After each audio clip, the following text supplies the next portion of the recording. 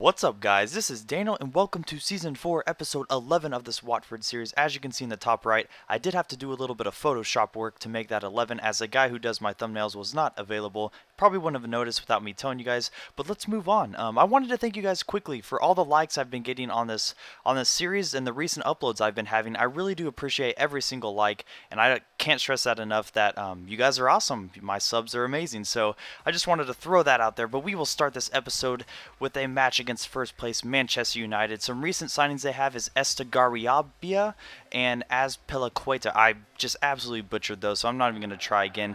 But those are the two new signings that I did see. Also, they are starting Berbatov up front and Rooney as a center forward. But we'll start off the match here in the 4th minute, straight off the bat. They haven't even touched the ball yet.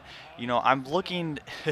a draw would be absolutely amazing right here, but I make a statement in the 5th minute with Lucas Piazon. I did not think that was going to go past De Gea, but it did. As you saw that touch, it was a little bit off, and the finesse shot from Lucas Piazon does find its way into the back of the net. But the right back, Rooney, getting the equalizer in the 20th minute. His initial shot was blocked by my defender, but he did find the back of the net on the rebound. But right here, it is 1-1, and a Mangala with a foul on Park. Now, Rooney is on the ball. I don't know if he's going to shoot this or cross this into the middle. He does decide to cross this, and big old Berbatov is right there to head that into the back of the net. So my early 1-0 lead is now a 2-1 deficit at halftime. But we'll move on to the second half in the 63rd minute with Danny Green on the ball. And I did forget to mention this. I'm going to be looking to starting him over... Sigurdarsson, and I will get to this in just a second, but look at this amazing long throw. Lucas Piazon with a bicycle kick, and I do not...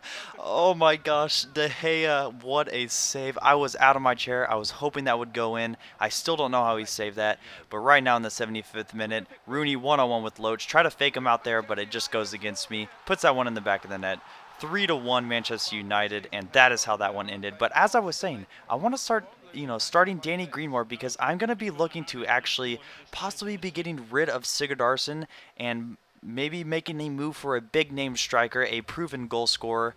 And you know what, guys? I would rather have Danny Green progressing than Sigurdarsson progressing. And that's just a little update on where I'm sitting at and what I might be doing in the January transfer window. But let's move on to the second match. Oh, by the way, if you guys have any suggestions for a striker that you would like to see on the team, that would be amazing to see in the comment section also. But we're going to start here with Wigan in the 41st minute with Danny Green on the ball. And once again, starting him, he gets fouled in the box. You can see their player there is very unhappy on that about that call. I put Rasmus Elm on the ball as usual. He's going to put this one to the right past the keeper, and I go up 1-0 in the 42nd minute. Now skipping ahead to the 48th minute, not really skipping ahead, but moving on. Right here, their player gets the ball back. DeSanto on the ball, nice one-time hit. Loach does well to get a paul on that one, and it hits off the post, and the game remains 1-0. Now in the 72nd minute, Lucas Piazon, little chip ball to Danny Green. He's going to cut this one back really sharp and roof that ball into the top of the net, and I go up 2-0. Awesome to see Danny Green scoring as we take a look at this again. Great finish by him, really clinical to be honest, and quickly that's how that match ended, and really nothing much more to it. Danny Green with the goal and Rasmus Elm with the penalty, and I walk away with 3 points against Wigan. But we will move on to more important stuff right now, the Champions League match. It's going to be my 4th match in the Champions League group stage against Borussia Dortmund, and you guys already know their side. If you don't remember, Felipe Santana has just been proven to be really hard to get past in this center back position for their squad, but we'll see how I do here in the 25th minute. Sigurdarsson on the ball as Danny Green was a little bit tired, so I started Sigurdarsson over to El Shaarawy. Look at this quick little Ronaldo chop.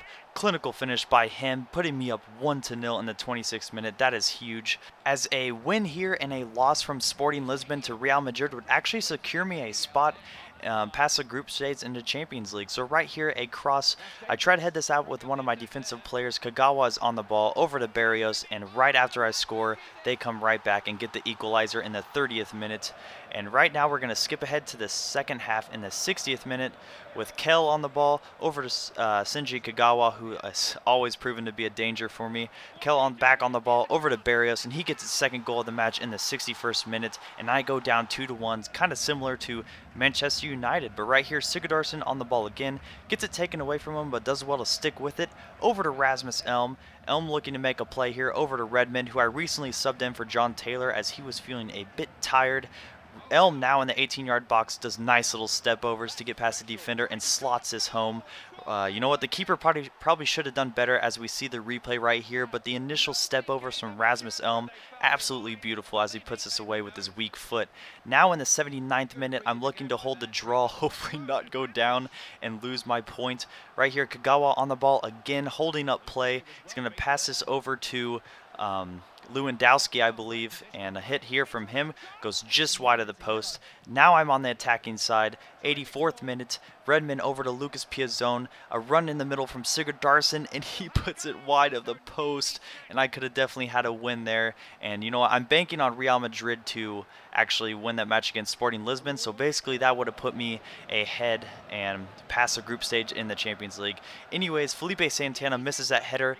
Gundogan, I probably pronounced that wrong, goes just wide of the post again, and this is a very active last 15 minutes of the game as McGinn on the ball here, subbed in from El Shaarawy. Felipe Santana working hard to get the ball back, but accidentally passes it to Lucas Piazzone over to Sigurdarsson, and again just wide of the post, and that match ends as a 2-2 draw. So as I said, really active last 15 minutes. Anything could have happened, but the game ends up in a draw, so each team gets their point, and we will take a look at the Premier League table. Right now we have Tottenham with 7 points, sitting at the bottom of the table with the Wolves and Leicester, but once again, it is early in the season right now. I retain my 5th place position, but I am tied with points with Arsenal, who has 8 goals ahead of me in the goal differential category. Manchester United does end up retaining their 1st place position as usual, but we will move on to the Champions League table, where I'm sitting in 2nd place, 4 points ahead of Sporting Lisbon, and a win against Real Madrid or Sporting Lisbon would secure me a spot past the group stage in the Champions League. But guys, thanks for watching. Please leave a like on this video if you guys enjoyed it, and subscribe if you want to stay up to date with this series. I appreciate every single like, guys, and I appreciate all of you. This has been Thedanielsaurus, and peace. I'm famous. Catch me all over the YouTube. Dress codes blessed, so small for the camera. Girls are like, that's that guy from the YouTube channel, aka yeah, did you see me? Dress code blue, Mr. Blue Borough. Take a picture, cheesy pose. Ask your girlfriend, fam, she knows. Snap, snap, snap.